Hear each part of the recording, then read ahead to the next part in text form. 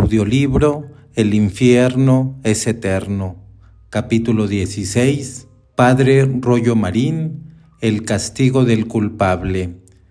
Presentación y exposición. Querido lector, el siguiente es el texto íntegro de una serie de conferencias cuaresmales pronunciadas por el autor Antonio Rollo Marín en la Real Basílica de Atocha de Madrid, que fueron retransmitidas a toda España por Radio Nacional en conexión con varias emisoras de provincias. Este teólogo dominico habla sobre las postrimerías. Es un autor muy reconocido y habla del infierno en la quinta conferencia.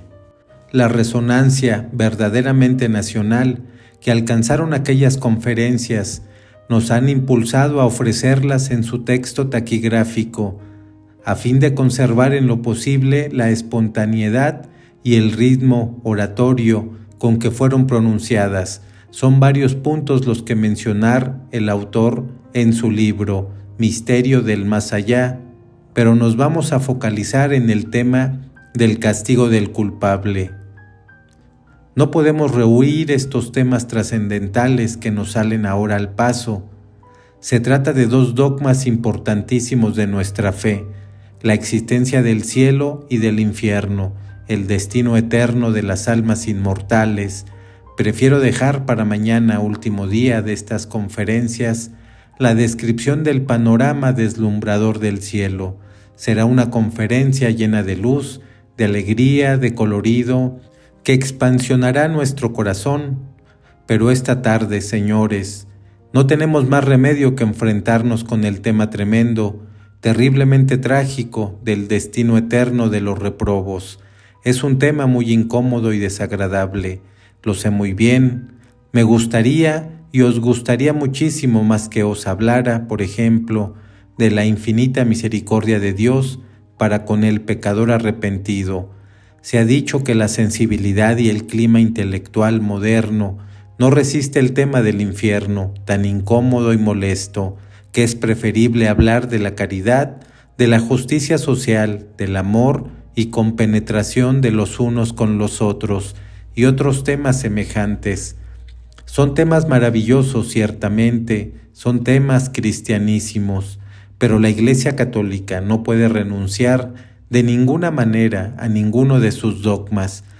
Yo respeto la opinión de los que dicen que en estos tiempos no se resisten estos temas tan duros.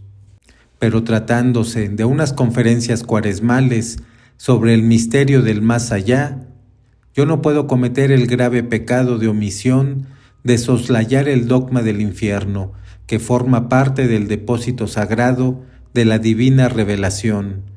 Señores, la Iglesia Católica viene manteniendo íntegramente durante 20 siglos el dogma terrible del infierno. La Iglesia no puede suprimir un solo dogma, como tampoco pueden crear otros nuevos. Cuando el Papa define una verdad como dogma de fe, la asunción corporal de María, no crea un nuevo dogma, simplemente se limita a garantizarnos con su autoridad infalible que esa verdad no ha sido revelada por Dios. El Papa no crea, no inventa nuevos dogmas, simplemente declara con su autoridad infalible que no puede sufrir el más pequeño error, porque está regida y gobernada por el Espíritu Santo, que aquella verdad que define está contenida en el depósito de la revelación, ya sea en la Sagrada Escritura, ya en la verdad y auténtica tradición cristiana. Se trata de una verdad revelada por Dios, no de una opinión teológica inventada o patrocinada por la Iglesia. La Iglesia no altera, no cambia, no modifica, poco ni mucho, el depósito de la divina revelación que recibió directamente de Jesucristo y de los apóstoles. El dogma católico permanece siempre intacto e inalterable a través de los siglos. Si la Iglesia alterara, reformara o modificara sustancialmente alguno de sus dogmas, os digo con toda sinceridad que yo dejaría de ser católico, porque esa sería la prueba más clara y más evidente que no era la verdadera Iglesia de Jesucristo. Este es, precisamente, el argumento más claro y convincente de que las iglesias cristianas separadas de Roma, protestantes y cismáticos, no son las auténticas iglesias de Jesucristo, porque están cambiando y reformando continuamente sus dogmas. Ya creen esto, ya aquello, ya aceptan lo que antes rechazaron, ya rechazan lo que antes aceptaron, sin más norte ni guía que el capricho del libre examen. Y así se da el caso pintoresco, señores, de que ciertas sectas protestantes que se separaron de la Iglesia Católica, principalmente por no admitir la doctrina del purgatorio, ahora proclaman que el infierno no es eterno, sino temporal, con lo cual, como ya les echaba en cara, con fina ironía José de Maistre, después de haberse rebelado contra la Iglesia por no admitir el purgatorio, vuelven a rebelarse ahora por no admitir más que el purgatorio. Es que el error, señores, conduce lógicamente a los mayores disparates.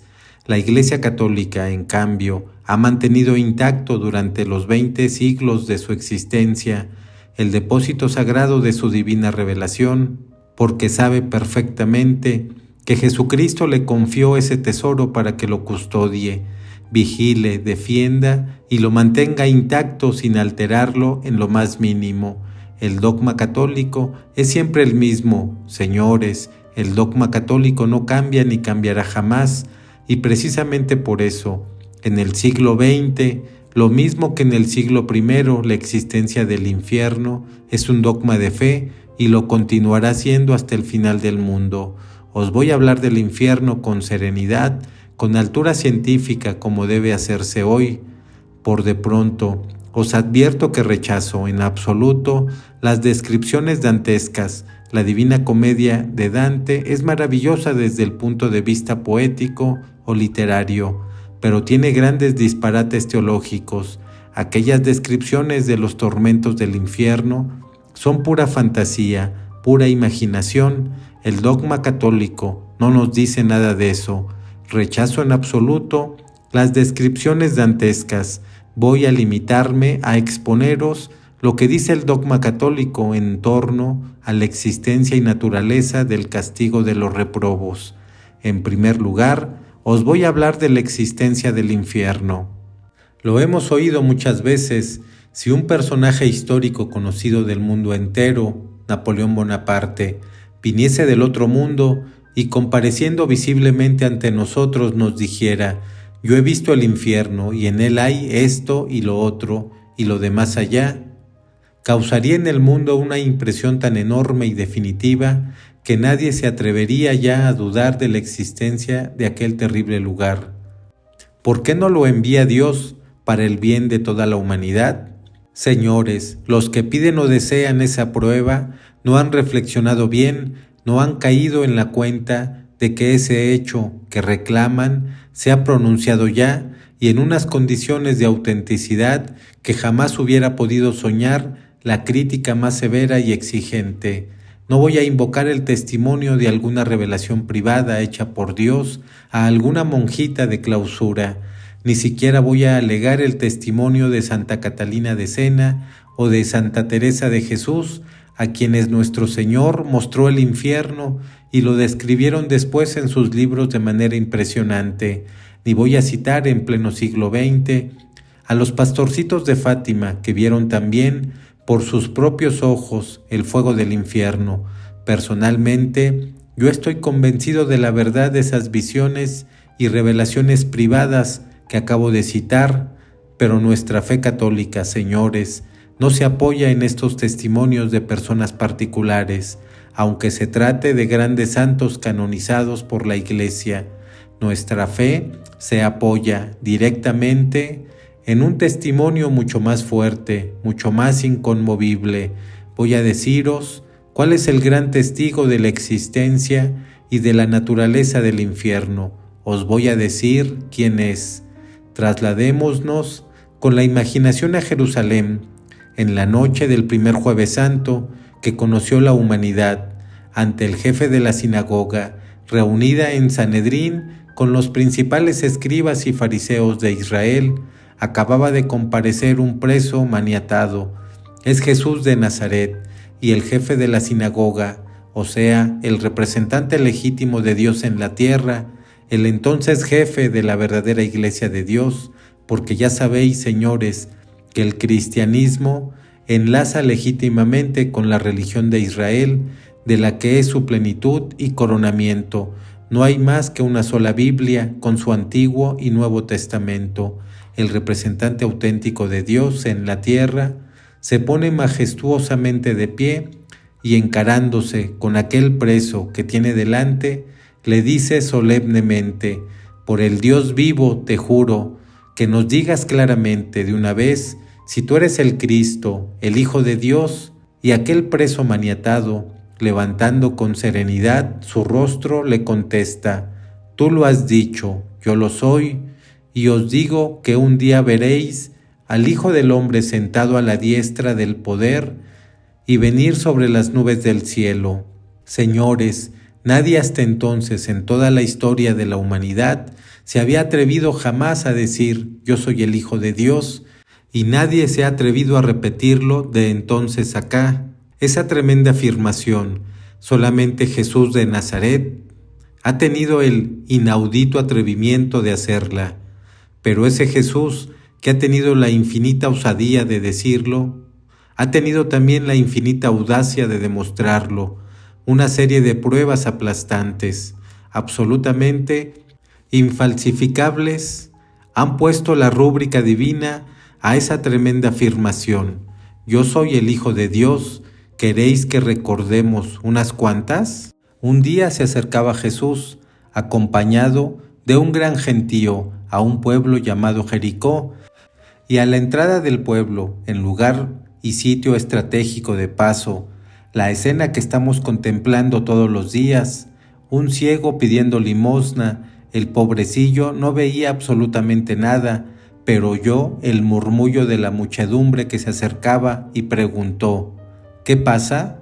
Es Jesús de Nazaret que se acerca, le contestaron, y al instante el pobre ciego comenzó a gritar: Jesús, Hijo de David, ten piedad de mí. Y alargando las manos, que son los ojos del ciego, buscaba con ellas a Jesús. Le llevaban ante él y le preguntaba a Jesús con dulzura: ¿qué quieres? Pobrecito, ¿qué iba a querer? Señor, que vea. Y Jesús pronuncia una sola palabra: quiero, y al instante se abren los ojos del ciego y comienzan a ver claramente. Ocultista que me escuchas, tú sabes muy bien lo que significa atrofia del nervio óptico, corteza cervical, ceguera de nacimiento. No tiene remedio, ¿verdad? Pues lo tuvo con una sola palabra de Jesucristo. ¿Qué te parece la prueba? Otro día se le presenta un hombre cubierto de lepra, con su carne podrida que se le caía a pedazos, y aquella piltrafa humana cae de rodillas ante Jesús y le dice con lágrimas en los ojos: Señor, si quieres, puedes limpiarme.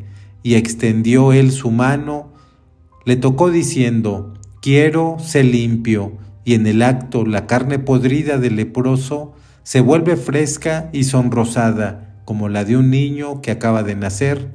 Señores, la medicina moderna ha hecho progresos admirables, pero con todos los adelantos modernos, ¿cuánto cuesta y con qué lentitud se logra la curación de un leproso?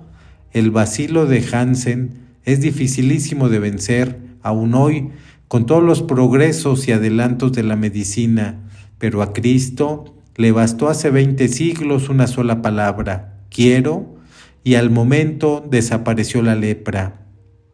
Otro día le seguía una inmensa multitud, 5,000 hombres, sin contar las mujeres ni los niños. Y Jesús les dice a sus apóstoles: dadles de comer. Pero ellos le respondieron: no tenemos aquí sino 5 panes y 2 peces.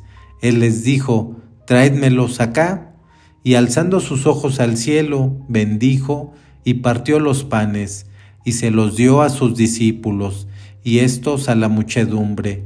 Y comieron todos y se saciaron, y recogieron de los fragmentos sobrantes 12 cestos llenos. ¿Qué os parece? Otro día dormía Jesús tranquilamente en la barca de sus discípulos. De pronto se levanta un fuerte viento y la débil barquichuela, bajo los embates de las olas, amenaza zozobrar. Sus discípulos le despiertan atemorizados: Señor, sálvanos que perecemos. Y Jesús se puso sencillamente de pie y mandó al viento y dijo al mar: Calla, enmudece. Y al instante se aquietó el viento y se hizo completa calma. Y sus discípulos se preguntaron asustados: ¿Quién será este que hasta el viento y el mar le obedecen? Otro día Jesucristo caminó majestuosamente sobre las olas del mar como sobre una alfombra azul festoneada de espuma. Otro día, ¿para qué seguir? Aquel hombre jugaba con el mar, con los vientos y tempestades, con las enfermedades de los hombres y con las fuerzas de la naturaleza como dueño y señor de todo. Pero hay todavía, señores, una prueba más impresionante de la divinidad de nuestro Señor Jesucristo. Señores, en medicina legal no se admite más que una prueba definitiva de muerte real, la putrefacción. Mientras el cadáver no comience a descomponerse, no podemos tener una seguridad científica y absoluta de que está realmente muerto. Pero cuando empieza a descomponerse, cuando comienza la putrefacción, la muerte real es ciertísima, científicamente segura. Recordemos ahora la impresionante escena evangélica. Lázaro de Betania, el amigo de Cristo, cae gravemente enfermo y sus hermanas Marta y María envían un recado al Maestro diciéndoles: Señor, el que amas está enfermo. Jesucristo no acude enseguida, deja pasar 2 días después de recibido el aviso. Cuando llegó a Betania, Lázaro llevaba ya 4 días en el sepulcro, y cuando Marta le dice llorando a Jesús: Señor, si hubieras estado aquí, mi hermano no hubiera muerto. Jesús le dice: Yo soy la resurrección y la vida. El que cree en mí, aunque hubiese muerto, vivirá. Se dirige al sepulcro, seguido de una gran muchedumbre, y ordena: Quitad la piedra, y al instante percibe todo el hedor pestilencial del cadáver putrefacto en descomposición. Y Jesucristo, alzando sus ojos al cielo, pronuncia estas palabras: Padre, te doy gracias porque me has escuchado. Yo sé que siempre me escuchas, pero por la muchedumbre que me rodea, lo digo, para que crean que tú me has enviado. Y diciendo esto, grito con fuerte voz: Lázaro, sal fuera. Y al instante, como un siervo, obediente cuando su amo le da una orden, el cadáver putrefacto de Lázaro se presentó delante de todos lleno de salud y de vida. Señores, el milagro, por definición, trasciende las fuerzas de toda naturaleza creada y creable. Solamente Dios, autor de la naturaleza, o alguien en nombre de Dios, puede suspender sus leyes inmutables. Ahora bien, Jesucristo hacía los milagros en nombre propio, no en nombre de Dios. Cuando invoca a Dios le llama Padre, y le invoca no para pedirle el poder de hacer milagros, sino únicamente para que los que le rodean crean que ha sido enviado por Él. Jesucristo tuvo la osadía de decir que era el Hijo de Dios, pero lo demostró de una manera aplastante y definitiva. El mismo Dios se encargó de confirmarlo desde el cielo, cuando en el momento del bautismo de Jesús se abrieron los cielos y se oyó la voz augusta del Eterno Padre que exclamaba: Este es mi Hijo muy amado, en el que tengo puestas mis complacencias. Pues bien, ese que es el Hijo de Dios, ese que ha venido del cielo y sabe perfectamente lo que hay en el otro mundo, ese nos dice 25 veces en el Evangelio que existe el infierno y que es eterno, que no terminará jamás. Que venga alguien de otro mundo a decirlo, ya ha venido, y nada menos que el que dijo y demostró que era el Hijo de Dios. ¿Comprendéis ahora la increíble insensatez de la carcajada volteriana, negando la existencia del infierno? Las cosas de Dios son como Dios ha querido que sean. no como se les antoje a los incrédulos. Pobres incrédulos, qué pena me dan. No todos son igualmente culpables. Distingo muy bien dos clases de incrédulos completamente distintos. Hay almas atormentadas que les parece que han perdido la fe, no la sienten, no la saborean como antes. Les parece que la han perdido totalmente. Esta misma tarde he recibido una carta anónima, no la firma nadie. A través de sus palabras se transparenta, sin embargo, una persona de cultura más que mediana. Escribe admirablemente bien y después de decirme que está oyendo mis conferencias por Radio Nacional de España, me cuenta su caso. Me dice que ha perdido casi por completo la fe, aunque la desea con toda su alma, pues con ella se sentía feliz y ahora siente en su espíritu un vacío espantoso, y me ruega que si conozco algún médico práctico y eficaz para volver a la fe perdida, que se lo diga a gritos, que le muestre esa meta de paz y de felicidad ansiada. Pobre amigo mío, voy a abrir un paréntesis en mi conferencia para enviarte unas palabras de consuelo. Te diré con Cristo, no andas lejos del reino de Dios. Desde el momento en que buscas la fe, es que ya la tienes. Lo dice hermosamente San Agustín, no buscaráis a Dios si no lo tuvieras ya. Desde el momento en que deseas con toda tu alma la fe, es que ya la tienes. Dios, en sus designios inescrutables, ha querido someterse a una prueba. Te ha retirado el sentimiento de la fe para ver cómo reaccionas en la oscuridad. Si a pesar de todas las tinieblas te mantienes fiel, llegará un día, no sé si tarde o temprano, son juicios de Dios, en que te devolverá el sentimiento de la fe con una fuerza e intensidad incomparablemente superior a la de antes. ¿Qué tienes que hacer mientras tanto? Humillarte delante de Dios. Humíllate un poquito, que es la condición indispensable para recibir los dones de Dios. El gozo, el disfrute, el saboreo de la fe suele ser el premio de la humildad. Dios no se resiste jamás a las lágrimas humildes. Si te pones de rodillas ante Él y le dices, Señor, yo tengo fe, pero quisiera tener más, ayuda tú mi poca fe. Si caes de rodillas y le pides a Dios que te dé Él el sentimiento íntimo de la fe, te la dará infaliblemente, no lo dudes. Y mientras tanto, pobre hermano mío, vive tranquilo, porque no solamente no andas lejos del reino de Dios, sino que en realidad estás ya dentro de Él. Ah, pero tu caso es completamente distinto del de los verdaderos incrédulos. Tú no eres incrédulo, aunque de momento te falte el sentimiento dulce y sabroso de la fe. Los verdaderos incrédulos son los que, sin fundamento ninguno, sin argumento alguno que les impida creer, lanzan una insensata carcajada y desprecian olímpicamente las verdades de la fe. No tienen ningún argumento en contra, no lo pueden tener, señores. La fe católica resiste toda clase de argumentos que se le quieran oponer.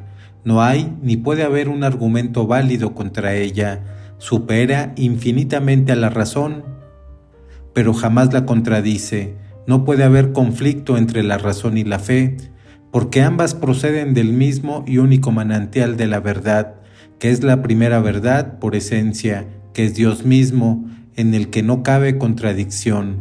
Es imposible encontrar un argumento válido contra la fe católica. Es imposible que haya incrédulos de cabeza, como os decía el otro día, pero los hay abundantísimo de corazón. El que lleva una conducta inmoral, el que ha adquirido una fortuna por medios injustos, el que tiene 4 o 5 amiguitas, el que está hundido hasta el cuello en el cieno y en el fango. ¿Cómo vas a aceptar tranquilamente la fe católica que le habla de un infierno eterno?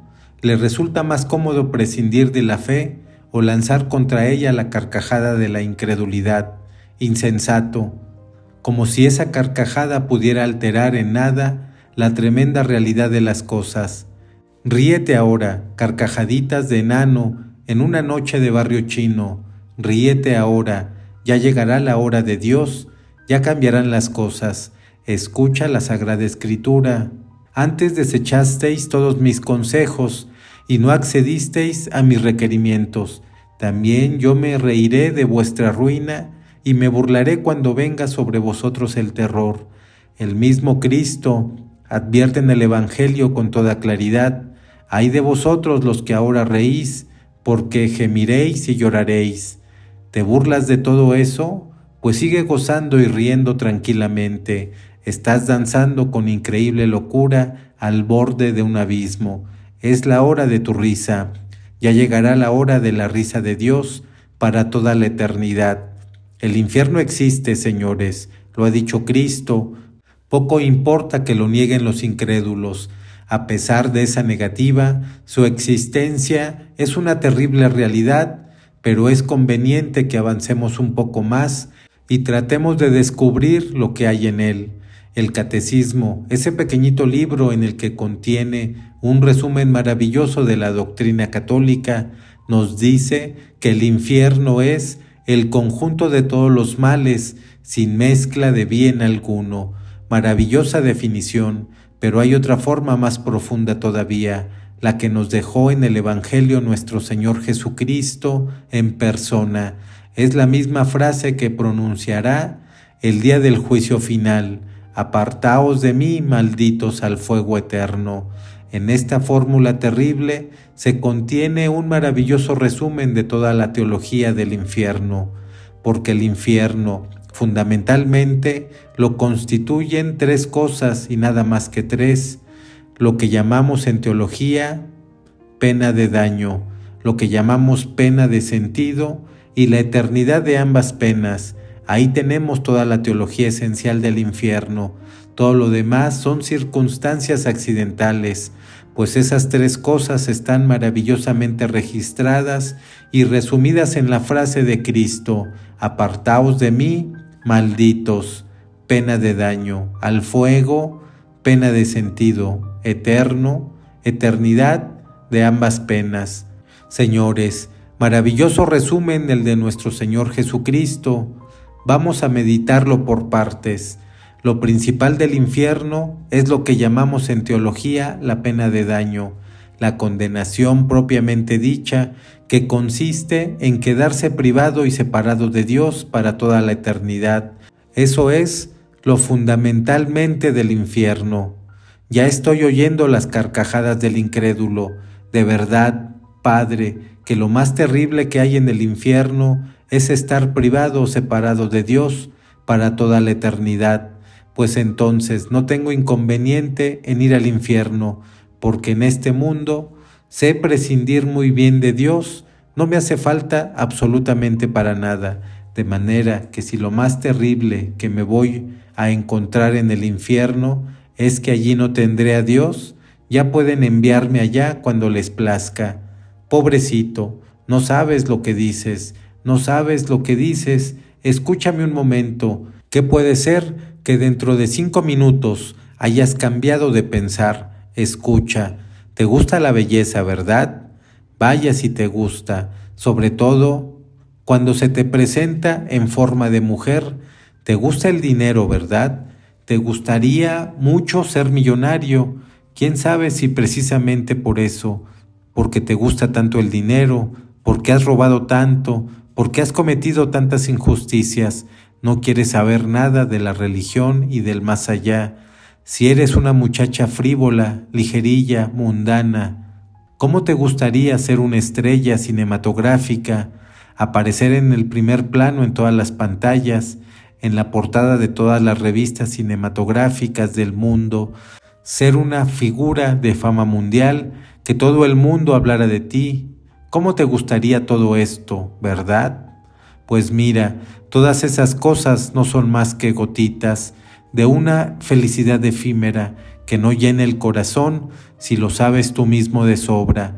Nunca te has sentido del todo bien, del todo satisfecho, del todo feliz. Jamás. En los caminos del mundo, del demonio, de la carne, no se encuentra la verdadera y auténtica felicidad. Lo sabes muy bien por experiencia. Ahora bien, en el momento mismo de tu muerte, cuando tu alma se arranque del cuerpo, aparecerá delante de ti un panorama completamente insospechado. Verás delante de ti como un mar inmenso, un océano sin fondo ni riberas. Es la eternidad, inmensa e inabarcable, sin principio ni fin, y comprenderás clarísimamente, a la luz de la eternidad, que Dios es el centro del universo, la plenitud total del ser. Verás clarísimamente que en Él está concentrado todo cuanto hay de belleza y de riqueza, y de placer y de honor, y de alabanza y de gloria, y de felicidad inenarrable. Y cuando, con una sed de perro rabioso, trates de arrojarte a aquel océano de felicidad que es Dios, saldrán a tu encuentro unos brazos vigorosos que te lo impidan, al mismo tiempo que oirás claramente estas terribles palabras: apártate de mí, maldito. Entonces sabrás lo que es bueno, entonces verás que la pena de sentido, la pena de fuego que voy a describir inmediatamente, no tiene importancia, es un juguete de niños ante la rabia y desesperación espantosa que se apoderará de ti cuando veas que has perdido aquel océano de felicidad inenarrable para siempre, para toda la eternidad. Dios, señores, actuará sobre los reprobos como una especie de electroimán incandescentes, les atraerá y abrazará al mismo tiempo. En este mundo no podemos formarnos la menor idea del tormento espantoso que esto ocasionará a los condenados. Esto es lo que constituye la entraña misma de la pena de daño. Pero me diréis: Padre, ¿y por qué rechaza Dios a los que de manera tan vehemente tienden a Él? ¿No supone esto acaso falta de bondad y de misericordia? De ninguna manera, señores. Reflexionad un poco en la psicología del condenado. El condenado no se arrepiente ni se arrepentirá jamás de sus pecados. Tiende irresistiblemente a Dios al mismo tiempo que le odia con todas sus fuerzas. Esa tendencia no es arrepentimiento, sino egoísmo refinadísimo. Tiende a Dios porque ve con toda evidencia que, poseyéndole, sería completa y absolutamente feliz, pero sin arrepentirse de haberlo ofendido en este mundo. El condenado no se arrepiente ni puede arrepentirse, porque en la eternidad son imposibles los cambios sustanciales. Nadie puede cambiar el último fin libremente elegido en este mundo. La muerte nos dejará fosilizados en el bien o en el mal, según nos encuentre en el momento de producirse. Si nos encuentra en gracia de Dios, la muerte nos fosilará en el bien. Ya no podremos pecar jamás, ya no podremos perder a Dios, pero si la muerte nos sorprende en pecado mortal, quedaremos fosilizados en el mal, ya no podremos arrepentirnos jamás. El condenado tiende a Dios con un refinadísimo egoísmo. Esa tendencia inmoral no solamente no le justifica ante Dios, sino que es su último y eterno pecado. Desea a Dios por puro egoísmo para gozar de la felicidad inmensa que su posesión le producirá, pero sin la menor sombra de amor o de arrepentimiento. En estas condiciones es muy justo, señores, que Dios les rechace. Es necesario que así sea. Por eso os decía que Dios actúa sobre el condenado como un electroimán incandescente, le atrae y le quema al mismo tiempo. No podemos formarnos idea acá en la tierra del tormento espantoso que esto ocasionará a los condenados. Y luego viene la pena de sentido que, con ser terrible, no tiene importancia comparada con la de daño. Es la pena del fuego. Yo no sé, señores, por qué la Iglesia Católica no la ha definido expresamente, si el fuego del infierno es de la misma naturaleza que el fuego de la tierra. No lo sé.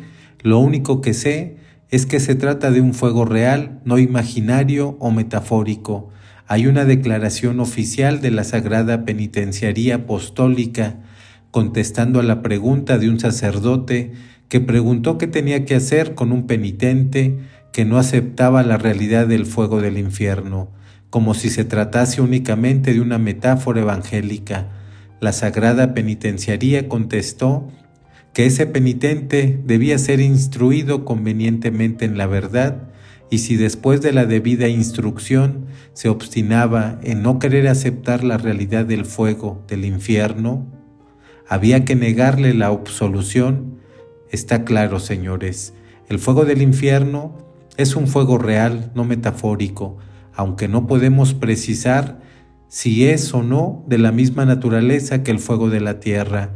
Desde luego, tiene propiedades muy distintas, porque el fuego del infierno atormenta no solamente los cuerpos, sino también las almas, y no destruye, sino que conserva la vida de los que entran en sus dominios. Me acuerdo en estos momentos de aquel pobre muchacho de la provincia de Santander. Era un pobre vaquerillo que cuidaba las vacas de su propia casa, y un día en el establo de las vacas se declaró un incendio. El muchacho, que estaba viendo la catástrofe económica que se les venía encima, penetró en el establo ardiendo con el fin de hacer salir a las vacas por la puerta trasera, y como tardaba mucho en salir y el incendio crecía por momentos, el padre del muchacho quiso lanzarse también, ya no por las vacas, sino por sacar a su hijo, que iba a perecer abrasado. 5 hombres apenas podían sujetarle. De pronto, el muchacho salió gritando y con los vestidos ardiendo. Él mismo se arrojó de cabeza a una poza de agua que tenía allí cerca para abrevadero de las vacas, y se hundió rápidamente en ella. Cuando poco después salió del agua, con quemaduras mortales, gritaba espantosamente al mismo tiempo que decía: «Confesión, confesión que me quemo, confesión que me abrazo». Pocas horas después de recibir el viático, murió retorciéndose con terribles dolores. Señores, yo no sé si el fuego del infierno es de la misma naturaleza que el de la tierra, pero sé que es fuego real, no metafórico, y que atormentará a los condenados para toda la eternidad. Lo ha revelado Dios, y lo mismo da creerlo que dejarlo de creer. Las cosas son así, aunque nos resulten incómodas y molestas. Pero lo más espantoso del infierno, señores, es la tercera nota, la tercera característica, su eternidad. El infierno es eterno. ¿Habéis contemplado la escena alguna vez a la orilla de un río o del mar?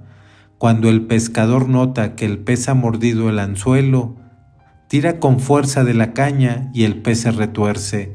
Desesperadamente fuera del agua, se está ahogando. Sus pobres branquias no están adaptadas para respirar directamente el oxígeno del aire.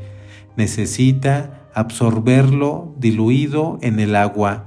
Su agonía es terrible, pero dura unos momentos nada más.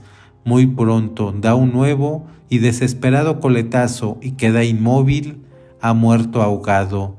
Imaginad ahora, señores, el caso de un hombre aparentemente muerto que vuelve a la vida en el sepulcro y se da cuenta de que le ha enterrado vivo. Su tormento no durará más que unos minutos, pero qué espantosa desesperación experimentará cuando se encuentre en aquel ataúd estrecho y oscuro, cuando vea que no se puede mover, que le es imposible liberarse de su espantosa cárcel. ¡Qué angustia, qué desesperación tan espantosa! Pero durará unos minutos nada más, porque por asfixia morirá muy pronto, esta vez definitivamente. Pues imaginad ahora lo que será un tormento y desesperación eternos. La eternidad no tiene nada que ver con el tiempo, no tiene relación alguna con él. En la esfera del tiempo pasarán trillonadas de siglos, y la eternidad seguirá intacta, inmóvil, fosilizada en un presente siempre igual. En la eternidad no hay días, ni semanas, ni meses, ni años, ni siglos. Es un instante petrificado, es como un reloj parado, que no transcurrirá jamás, aunque en la esfera del tiempo transcurran millones de siglos. 1 trillón de siglos. Esa frase se dice muy pronto, la palabra trillón se pronuncia con mucha facilidad, ya no es tan sencillo escribirla, hay que escribir la unidad seguida de 18 ceros, pero ¿sabéis lo que 1 trillón da de sí? Si repartiéramos 1 trillón de céntimos entre todos los habitantes del mundo, al terminar el reparto cada uno de ellos tendría 5 millones de pesetas, lo que da de sí 1 trillón, aunque sea simplemente de céntimos, pues cuando en la esfera del tiempo habrá transcurrido 1 trillón de siglos, la eternidad permanecerá intacta, sin haber sufrido el menor arañazo, el instante eterno seguirá petrificado. Señores, el infierno es eterno, lo ha dicho Cristo, poco importa que los incrédulos se rían, sus burlas y carcajadas no lograrán cambiar jamás la terrible realidad de las cosas. Pero quizás me digáis, Padre, para nosotros los católicos no hay problema, creemos en la existencia y eternidad del infierno, porque lo ha revelado Dios, y esto nos basta. Pero, ¿no le parece que para el que no tenga fe, el dogma de la existencia y eternidad del infierno es como para desanimarle a abrazar el catolicismo? ¿Cómo puede compaginarse esa verdad tan terrible con el amor y la misericordia infinita de Dios, proclamando con tanta claridad e insistencia en las sagradas escrituras?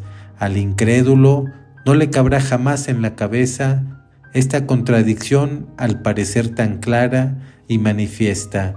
Tenéis razón, amigos míos, el dogma del infierno, mirando de tejas abajo y prescindiendo de los datos de la fe, no cabe en la pobre cabeza humana.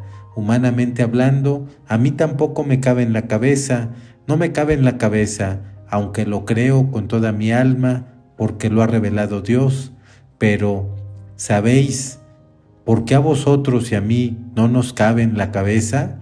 Recordad la bellísima leyenda. San Agustín estaba paseando un día junto a la orilla del mar y pensaba en el misterio insondable de la Santísima Trinidad, tratando de comprender cómo 3 personas distintas sean un solo Dios verdadero, y dándole vueltas a su pobre inteligencia para descifrar el misterio, reparó en un niño pequeño que acababa de excavar en la arena de la playa un pequeño pocito que iba llenando de agua, trasladándola del mar con una pequeña concha.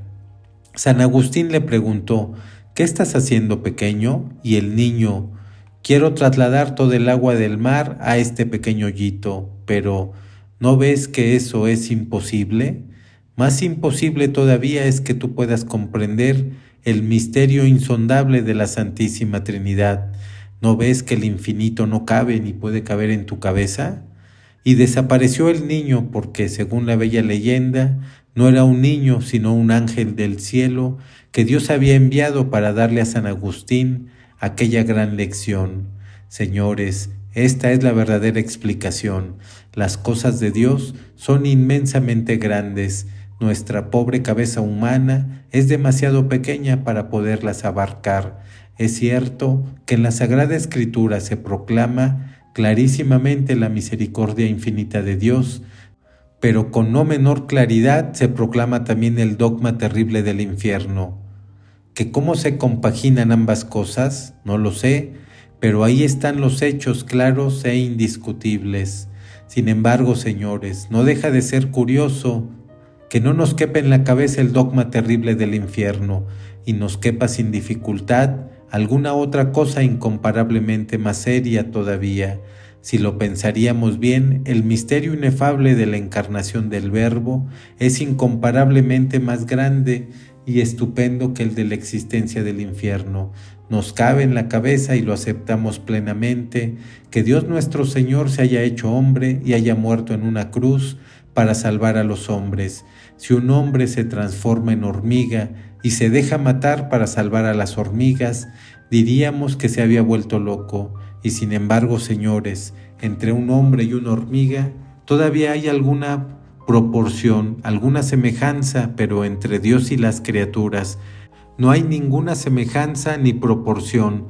La distancia es rigurosamente infinita, y Dios se hizo hormiga, se hizo hombre para salvarnos a los hombres, y no contentos con esta humillación increíble, se dejó clavar en una cruz por aquellos mismos que venían a salvar, y permitió que su Madre Santísima se convirtiese en la reina y soberana de los mártires, asistiendo a la terrible escena del Calvario donde, afuera de increíbles dolores, conquistó su título de corredentora de la humanidad. Todo esto, señores, nos cabe perfectamente en la cabeza que Cristo está clavado en la cruz, que su Madre Santísima sea la Virgen de los Dolores, con 7 espadas en el corazón. Todo esto, que es inmenso, que rebasa la capacidad intelectiva de los mismos ángeles del cielo, que no podrán comprender jamás con su portentosa inteligencia angélica. Esto, señores, nos cabe perfectamente en nuestras pobres cabecitas humanas. Pero que ese mismo Dios que se ha vuelto loco de amor a los hombres, mande al infierno para toda la eternidad al gusano asqueroso que abuse definitivamente de la sangre de Cristo, que traspase el corazón de la Virgen de los Dolores con las nuevas espadas de sus crímenes nefandos. Eso ya no nos cabe en la cabeza. Señores, tenemos que reconocer que no jugamos limpio. Nos caben en la cabeza cosas infinitamente más grandes, porque no hacen referencia a castigos y penas personales, y no nos caben otras cosas infinitamente más pequeñas cuando se trata de castigar nuestros propios crímenes y pecados. Señores, no jugamos limpio. Hay aquí una falta evidente de honradez, pero ¿no es Dios infinitamente misericordioso? ¿Lo preguntas tú? ¿Cuántas veces te ha perdonado Dios? 5, 5,000, 50,000, y todavía preguntas si Dios es infinitamente misericordioso. Pero no sabes que si Dios no fuese infinitamente misericordioso, el mismo día que cometiste el primer pecado mortal, se hubiera abierto la tierra y te hubiera tragado al infierno para toda la eternidad. Precisamente porque Dios es infinitamente misericordioso, espera con tanta paciencia que se arrepiente el pecador y le perdona en el acto.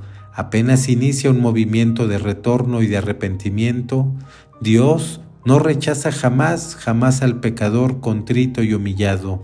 No se cansa jamás de perdonar al pecador arrepentido, porque es infinitamente misericordioso.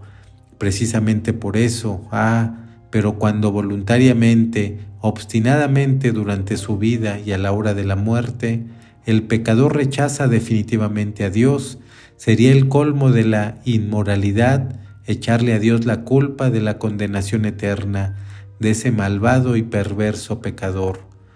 No puede tolerarse tampoco la ridícula objeción que ponen algunos. Está bien que se castigue al culpable, pero como Dios sabe todo lo que va a ocurrir en el futuro, ¿por qué crea a los que sabe que se van a condenar?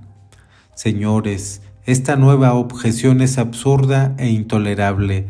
No es Dios quien condena al pecador, es el pecador quien rechaza obstinadamente el perdón que Dios le ofrece generosamente. Es doctrina católica, señores, que Dios quiere sinceramente que todos los hombres se salven. A nadie predestina al infierno. Ahí está Cristo crucificado para quitarnos toda duda sobre esto. Ahí está delante del crucifijo la Virgen de los Dolores. Dios quiere que todos los hombres se salven, y lo quiere sinceramente, seriamente, con toda la seriedad que hay en la cara de Cristo crucificado. Dios quiere que todos los hombres se salven, pero cuando obstinadamente, con toda sangre fría, a sabiendas, se pisotea la sangre de Cristo y los dolores de María, señores, el colmo del cinismo, el colmo de la inmoralidad, sería para preguntar por qué Dios ha creado a aquel hombre sabiendo que se iba a condenar. Señores, el colmo de la inmoralidad. Es ridículo, señores, tratar de enmendar la plana a Dios. Lo ha dispuesto todo con infinita sabiduría, y aunque en este mundo no podamos comprenderlo, también con infinito amor y entrañable misericordia, más que entretenernos vanamente en poner objeciones al dogma del infierno, que en nada alterarán su terrible realidad. Procuremos evitarlo con todos los medios a nuestro alcance. Por fortuna, estamos a tiempo todavía. ¿Nos horroriza el infierno? Pues pongamos los medios para no ir a él. En realidad, como os decía el primer día, este es el único gran negocio que tenemos planteado en este mundo. Todos los demás no tienen importancia, son problemitas sin trascendencia alguna. Muchacho estudiante que me escuchas, el suspenso, el quedar en ridículo, el perder las vacaciones, cosa de risa, no tiene importancia alguna. Millonario, que te has arruinado, que viniste a menos, que estás sumergido en una miseria vergonzante. Cosa de risa, dentro de unos años se acabó todo. Tú, el que en una catástrofe automovilística has perdido a tu padre, a tu madre, a tu mejor o a tu único hijo, permíteme que te diga, cosa de risa, allá arriba les volverás a encontrar.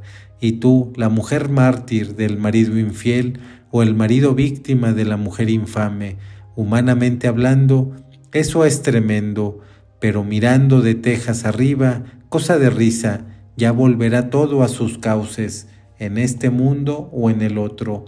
La única desgracia terriblemente trágica, la única absolutamente irreparable, es la condenación eterna de nuestra alma. Eso sí que es terrible sobre toda ponderación y encarecimiento. Que se hunda todo, la salud, los hijos, los padres, la hacienda, la honra, la dignidad, la vida misma. Que se hunda todo, menos el alma, la única cosa tremendamente seria, la salvación del alma. Estamos a tiempo todavía, Cristo nos está esperando con los brazos abiertos. Conclusión y súplicas. Pobre pecador que me escuchas, aunque lleves 40 o 50 años alejado de Cristo, aunque te hayas pasado la vida entera blasfemando de Dios y pisoteando sus santos mandamientos, fíjate bien, si quieres hacer las paces con Él, no tendrás que emprender una larga caminata. Te está esperando con los brazos abiertos. Basta con que caigas de rodillas delante de un crucifijo y honradamente, sinceramente, te arranques de lo más íntimo del alma de este grito de arrepentimiento. Perdóname, Señor, ten compasión de mí. Yo te garantizo por la sangre de Cristo que en el fondo de tu corazón oirás, como el buen ladrón, la dulce voz del divino crucificado que te dirá, hoy mismo, al caer la tarde, al final de esta pobre vida, estarás conmigo en el paraíso. Pero para ello Cristo te pone una condición sencillísima, facilísima, que te presentes a uno de sus legítimos representantes en la tierra, a uno de los sacerdotes que te dejó instruido en su iglesia, para que te extienda, en nombre de Dios, el certificado de tu perdón. Basta que hables unos pocos minutos con Él, te escuchará en confesión, te animará, te consolará con inmensa caridad y dulzura, y en virtud de los poderes augustos que ha recibido del mismo Cristo a través de la ordenación sacerdotal, levantará después su mano y pronunciará la fórmula que será ratificada plenamente en el cielo. Yo te absuelvo, vete en paz, y en adelante no vuelvas a pecar. Amén.